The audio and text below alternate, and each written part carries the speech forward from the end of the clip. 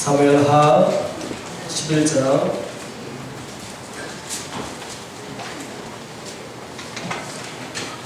1절에서 5절, 26절부터 27절까지 말씀입니다. 한 절씩 교독하겠습니다. 그 해가 돌아와 왕들이 출전할 때가 되매 다윗이 요압과 그에게 있는 그의 부하들과 온 이스라엘 군대를 보내니 그들이 암몬 자손을 멸하고 랍비를 에워쌌고 다윗은 예루살렘에 그대로 있더라.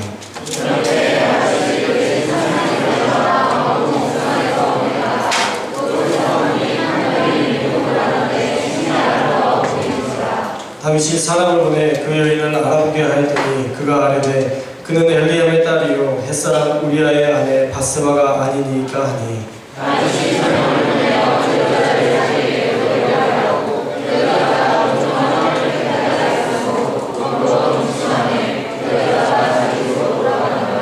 다 같이 읽겠습니다. 그 여인이 임신하되 사람을 보내어 다윗에게 말하여 이르되 내가 임신하였나이다 하니라.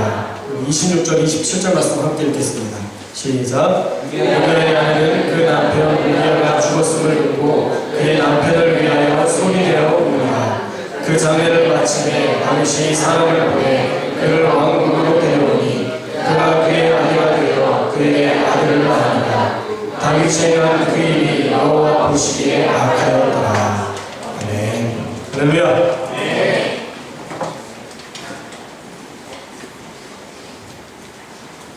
오늘 본문의 말씀은 다윗의 후회라는 제목의 말씀입니다. 인생에 있어서 그렇게 하지 말았어야 했는데 하는 후회스러운 일들은 꼭 있게 마련입니다. 그것이 단순히 부끄럽고 말 일이라면 상관없지만 그것이 두고두고 내 삶에 영향을 끼치고 또 그 일로 말미암아서 말할 수 없는 수많은 대가를 지불해야 한다면 그것은 후회 차원을 넘어선 일이 될 것입니다. 지난주에 축구대회가 있었습니다. 전국 목회자 축구대회가 있었는데요. 거기에서 저희가 16강까지 오르는 쾌거를 치렀습니다. 우리가 한 번도 1승도 못했는데 2승 2무로 16강까지 올라갔어요. 물론 그 중심에는 제가 있었으면 좋았겠고요. 예, 꼭 골 3골을 제가 넣었어요. 그래서 16강까지 기분 좋게 올라갔는데 16강에서 이제 승부차기를 했는데 그 상대편이 제가 알던 목사님들이 많았었는데 그 목사님들이 계속 한시영 화이팅, 한시영 화이팅 하면서 제가 딱 쏠려고 하니까 계속 제 멘탈을 흔들더라고요. 아무렇지 않은 척 걸어가서 오른쪽으로 쐈는데 나갔습니다. 이런 것들은 괜찮아요. 후회스럽긴 하지만 이것이 내 삶에 계속 영향을 주거나 내 삶에 어떤 대가를 지불해야 되거나 그렇지 않습니다. 그런데 후회 차원을 넘어서 대가를 지불해야 될 일들이 꼭 있다는 거예요. 오늘 우리가 살펴본 다윗의 이야기가 어쩌면 두고두고 후회할 일일 뿐만 아니라 그로 인해서 수많은 대가를 지불한 일일 것입니다. 넬슨 성경 개관이라는 책에 보면요, 이 사무엘하를 3부분으로 나눕니다. 1장에서 10장까지 다윗의 승리로 기록되어 있고요. 11장은 다윗의 범죄라고 기록되어 있고요. 12장에서 24장은 다윗의 재난이라고 표현합니다. 어쩌면 다윗에게 있어서 가장 큰 변화의 시점이 어쩌면 별것 아니라고 생각했던 작은 범죄로부터 시작이 됐다는 것입니다. 그리고 11장의 그 범죄가 다윗의 승리와 다윗의 재난 사이에 완전한 전환점이 되었다는 겁니다. 오늘은 다윗의 범죄에 대해서 이야기를 나누고자 합니다. 여러분, 죄는 언제 들어올까요? 죄는 언제 우리가 짓게 될까요? 아이러니하게도요, 큰 승리와 명예와 권력을 어느 정도 얻은 후에 오는 경우들이 많습니다.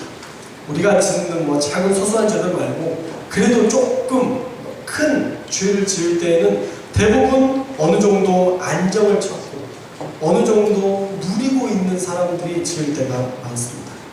다윗도요, 11장 전의 말씀 10장 18절 말씀에 보면 이렇게 나와 있습니다. 우리 함께 읽겠습니다. 18절 말씀 시작.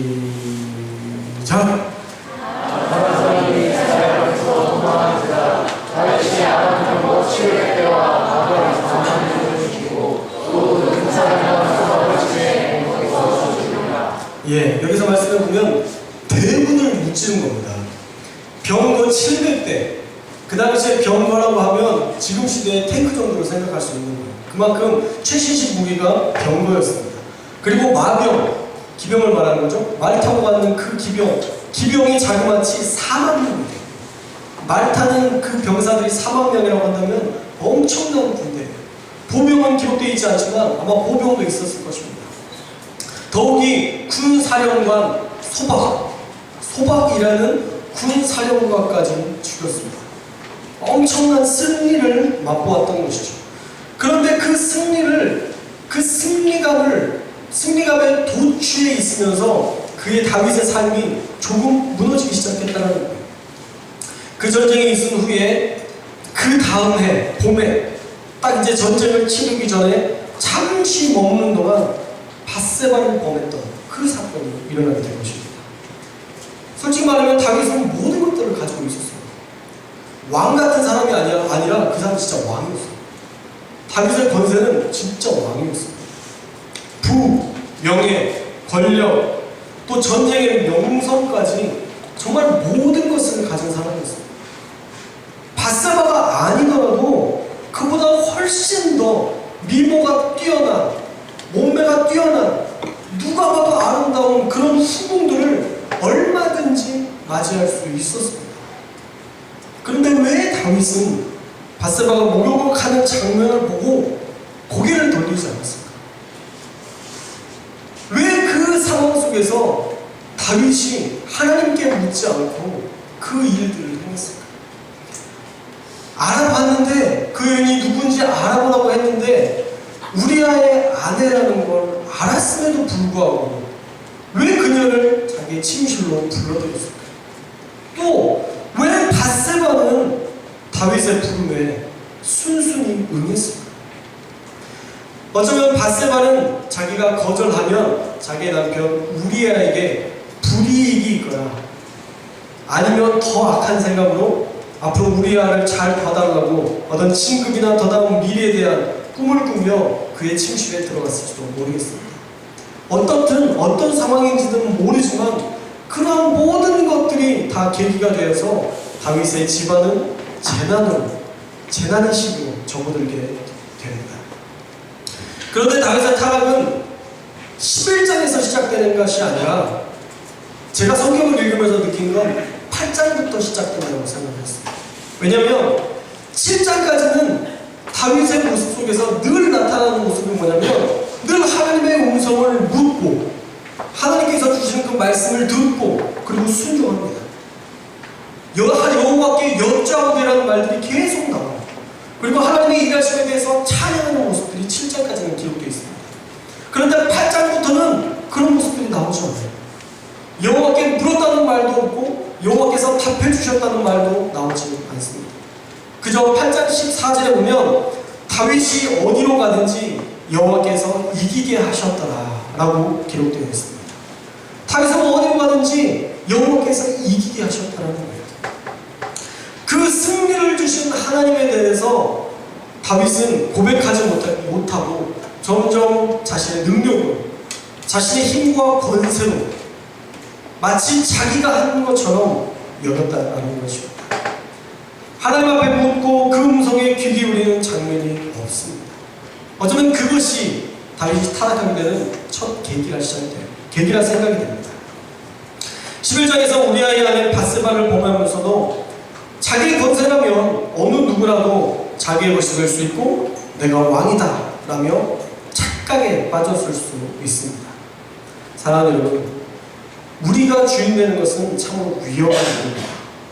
내 생각은 늘 내 감정에 의해서 또 내 욕심과 본능이 주인되기 때문에 그 본능과 욕심과 감정이 그 일을 처리하기 때문에 이것은 선한 일이 일어나기 위한 어렵다는 거예요.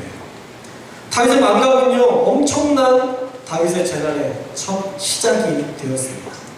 그 이후 어떤 일이 있었죠? 바로 밧세바를 범하게 되었습니다. 그리고 밧세바는 임신을 하게 되었어요. 이 임신을 한 이후에 다윗이 그때라도 회개했으면 좋았을 텐데 회개하지 않았습니다. 그 일을 묻으려고 해요. 자기가 한 잘못을 한번 어떻게든 묻어보려고 좋은 생각이 떠올랐어요. 어떤 생각이냐면 다윗이 우리아를 불러들인 거예요. 우리아를 갑자기 전장에서 불러들이더니 며칠간 좀 휴가를 받고 좀 쉼을 얻어라.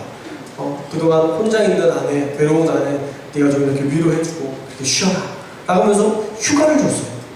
휴가를 줘서 또 휴가 기간 동안 또 부부 안에서 관계를 맺으면 또 자기가 했던 그 일들이 없어질 수 있겠다라는 생각으로 우리아를 휴가를 보내주었습니다. 그런데 충직했던 우리아 장군은 오히려 왕궁 문에서 모든 부하들과 더불어 자는 훌륭한 장군이었습니다. 다른 사람들은 다 전쟁터에 있는데 나만 쉴 수 없다라는 어떤 훌륭한 마음을 가지고 다윗 왕궁 앞에서 그 나라를 지키고 그리고 그의 병사들과 함께하는 정말 훌륭한 장군이었습니다.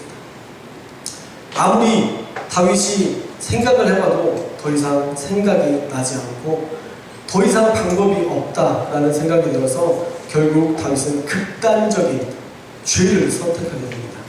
우리아를 최전방으로 보낸 뒤에 어느 사인과 어떤 신호가 있으면 우리아만 남겨두고 우리가 빠져나오게끔 그렇게 서신을 보냅니다. 14절과 15절 말씀, 11장 14절과 15절 말씀 함께 읽겠습니다. 시작.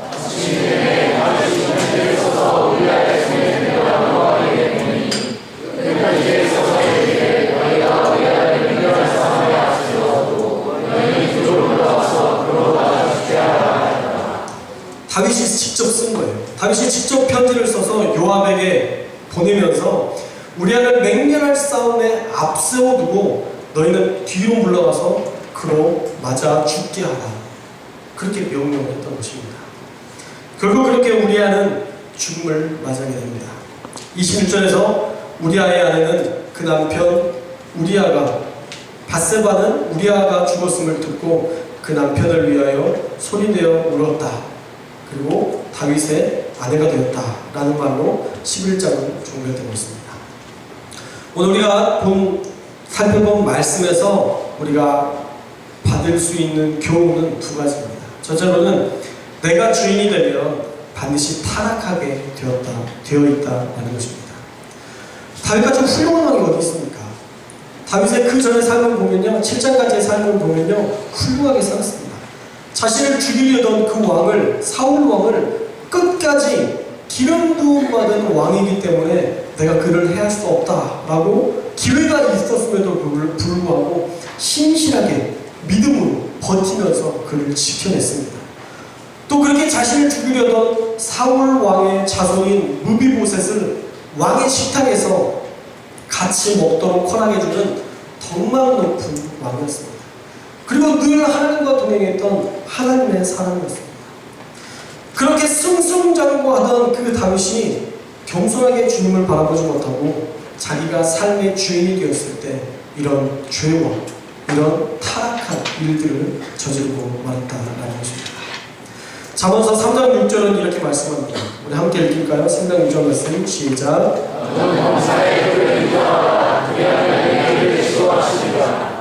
너는 범사의 그를 인정하라. 그리하여 내 그를 지도하시리라 말씀합니다. 모든 일에 하나님을 인정한다라는 것은 이 말은 야다라고 표현이 되어 있습니다. 이 야다라는 말은 직접 보아서 알다라는 뜻이 있습니다.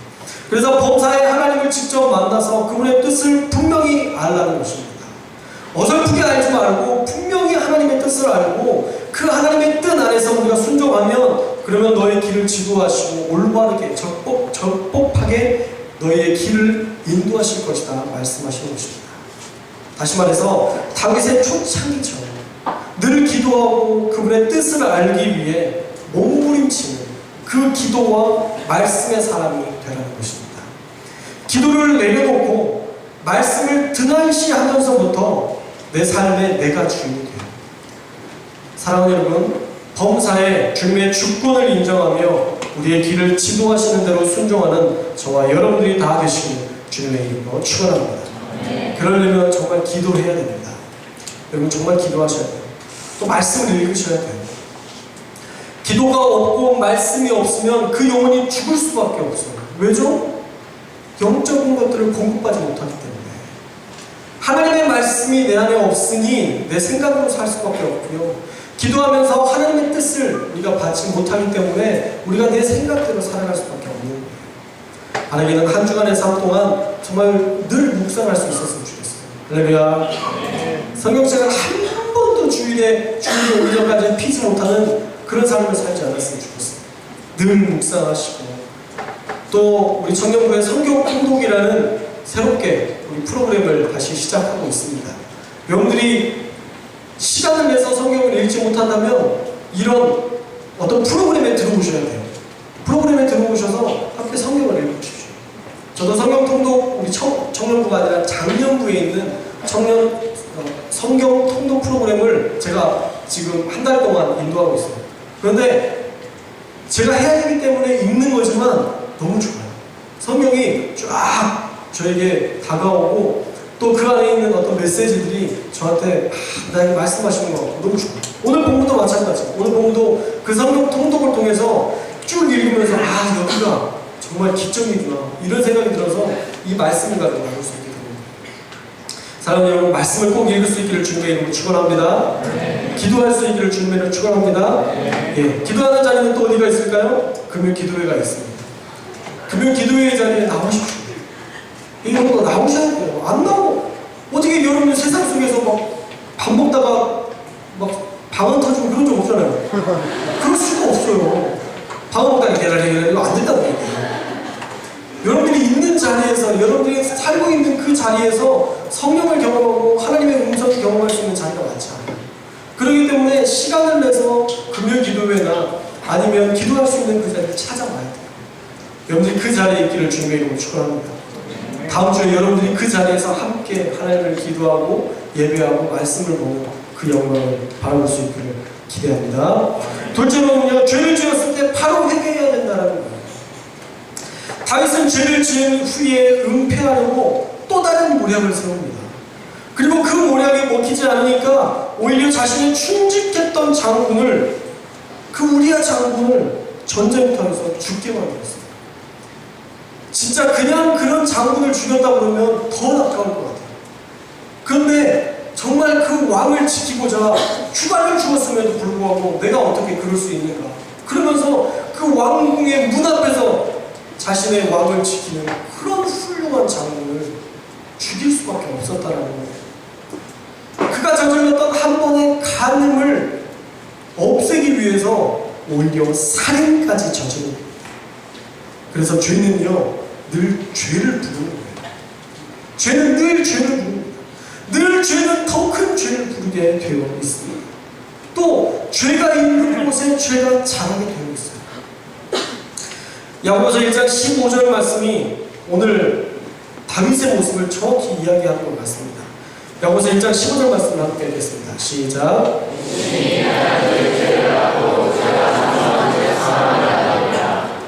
정확하지 않아요? 저는 이 말씀을 보면서 깜짝 놀랐어요. 처음에 정욕을 품으니까 그 정욕이 죄가 되었어요. 그 죄가 커져치니까 더 큰 죄로 결국 우리 안에 살인하게 되는 사망에 이르는 일이 있었다는 것입니다. 말씀이 어쩌면 그렇게 정확하게 맞는지 모르겠어요. 정말 우리의 작은 죄는 결코 작은 죄가 아닙니다.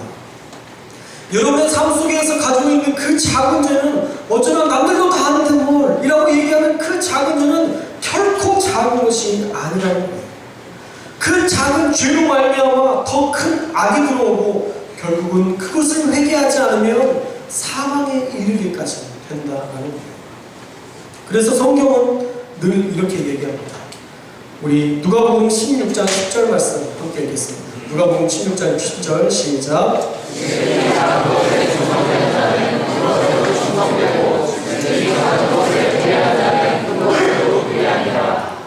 지극히 작은 것을 지켜내는 자가 충성된 자이고 또 그 사람이 큰 일에도 충성되게 일할 수 있다는 거예요. 반대로 지극히 작은 것에 불의한 자는 큰 것에도 불의한대요. 정말 그렇습니다. 뇌물도요, 처음에 10,000원, 20,000원, 100,000원 이렇게 먹어본 사람이 1억, 2억도 먹을 수 있어요. 안 먹어본 사람은 아예 안 먹습니다. 저는 술을 마시지 않아요. 마시면 이상하겠죠. 제가 술을 마시면 이상하겠죠. 저는 술을 마시지 않기 때문에 술에 대한 유혹이 전혀 없어요.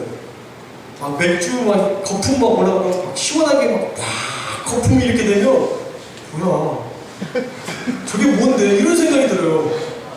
사이다 이런 건 내가 동감하죠. 사이다가 팍 올라오면 시원하게 진짜 맛있어. 이러는데 맥주가 이러면 그냥 시원해 보이긴 하는데 먹고 싶다 이런 생각이 안 들어요. 그것들을 맛보지 않았기 때문에 그것이 나에게 유혹이 되지 않습니다. 죄가요, 작은 죄가 계속 맛들이다 보면 나중에 큰 죄도 얼마든지 수용할 수 있게 되는 거예요. 그래서 여러분, 작은 것을 지킬 수 있는 자가 되시길 주님의 이름으로 축복합니다. 여러분은 삶 속에서 작은 것을 지키기 위해서 몸부림치는 자가 되어야 돼요. 그래야만 큰 것이, 큰 죄가 우리를 삼키려 할 때에 노! 할 수 있는 거예요. 우리가 작은 것들을 받아들이면 어느 순간 큰 것들도 받아들일 수 있기 때문입니다. 그래서 여러분, 삶의 작은 것들을 결코 작은 것으로 여기지 마십시오. 여러분의 삶에 있는 그 작은 것들을 그냥 작은 것이라 여기지 마십시오. 작은 불의들, 작은 죄들, 작은 교만들, 작은 관계를 깨는 성품들, 그것이 큰 것을 부르는 시작점이 될 수 있는 것입니다. 저와 여러분이 지극히 작은 것에 충성하여서 큰 것을 맡기실 만한 충성된 하나님의 사람들이 되시기를 바랍니다. 말씀을 맺겠습니다. 깜짝 놀랐죠? 설교가 이렇게 빨리 끝나서 저도 짧게 할 수 있는 사람입니다. 하나님의 사람이라 불리던 위대한 다윗의 재난의 시작은 하나님의 음성에 귀 기울지 않고 주님을 주님으로 인정하지 않고 자신이 주인 되었을 때 시작되었던 것입니다. 그리고 어쩌면 아주 작은 일이었던 어떤 음욕, 정욕으로 시작된 것이 결국 간음과 살인까지 이어지게 되었습니다. 그렇기 때문에 우리 안에 죄가 들려오려고 할 때, 우리의 눈에 보여질 때 우리가 그것들을 거부하고 또 그 일을 저질렀다면 하나님 앞에 빨리 회개하고 돌아올 수 있는 믿음의 사람들이 되시기를 축원합니다. 그때 돌아와야 돼요. 그때 돌아오지 못해서 다윗은 엄청난 정말 그 가문에 치욕스러운 일들이 계속 일어났습니다. 밧세바 사이에 낳았던 그 아이는 결국 죽게 되었고요. 암논이라는 이 첫째 아들이 누이 동생이었던 다말을 강간하는 일이 벌어졌고요. 다말의 친오빠 압살롬이 그 강간한 암논을 다시 죽였을 뿐만 아니라 압살롬이 아버지를 반역하는 엄청난 폐륜적인 그런 아픔을 겪게 됩니다. 작은 죄를 멀리하고 그 작은 죄로부터 나를 순결함으로 지켜내야만 더 큰 악과 문제를 미리 막을 수 있는 것입니다. 죄는요, 어떤 일이 있어도 싸워야 하는 것이지 연합할 것이 아닙니다. 나중에 후회하지 않도록 여러분 스스로를 지켜야 됩니다. 만약 다윗의 인생 가운데 딱 한순간만 삭제할 수 있도록 하나님께서 허락해 주신다면 아마 다윗은 이 밧세바를 범한 사건과 우리아를 죽인 일이었을 거예요. 그때에 만약 하나님 앞에 신실하게 살고 조금만 더 빨리 하나님 앞에 돌아왔다라면 하는 그런 후회를 하고 있을지 모릅니다. 나중에 후회하지 않도록 우리를 지킬 수 있어야 돼요. 여러분들 스스로를 지켜낼 수 있어야 합니다. 그러려면 한 가지 날마다 주님과 동행해야 합니다. 삶의 모든 순간에 주님과 함께 해야 됩니다. 시편 16편 10절 말씀을 함께 읽겠습니다.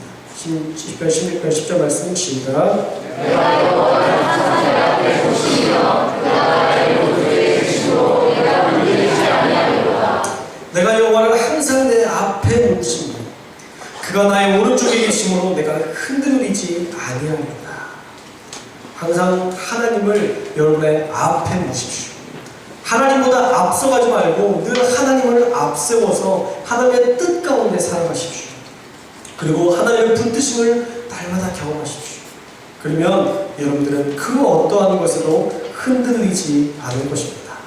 바라기는 한 주간 오직 주님과 동행함으로 내 안에 버려야 할 죄는 다 회개함으로 이겨내시고 또 작은 것에 충성해서 더 큰 것을 맡기시는 하나님의 충성된 사람들이 되시기를 주님의 이름으로 축원합니다. 기도하겠습니다.